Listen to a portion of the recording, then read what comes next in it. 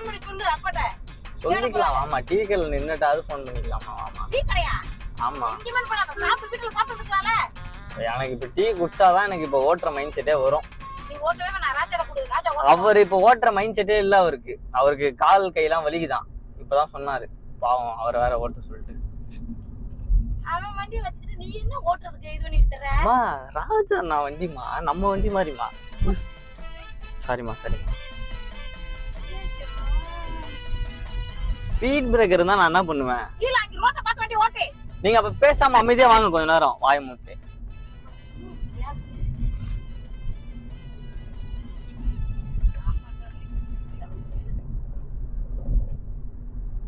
College போய் ஒரு வாரம் வந்து காலேஜ் போய் தூங்குனேன்னு சொல்றானே, படிக்க அனுப்புனா இப்படிப்பட்டவங்க எல்லாம் வச்சுன்னா என்ன செய்யறது?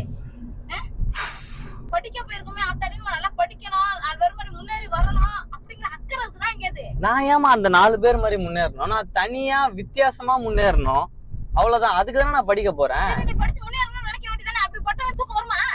எனக்கு வருதேம்மா, நான் என்னமா பண்ணுவேன்? கேம் விளையாடுறதுக்கு வருதா? அடிக்காதம்மா, அமைதியா வாமா. கேம் விளையாடுறான் நம்மள, கேம். Super super. இந்த இடம் கரெக்டா இருக்கும் நமக்கு. என்ன கரெக்டா இருக்கா? என்னடாச்சு? இருமா கொஞ்ச நேரம் அமைதியா இருமா.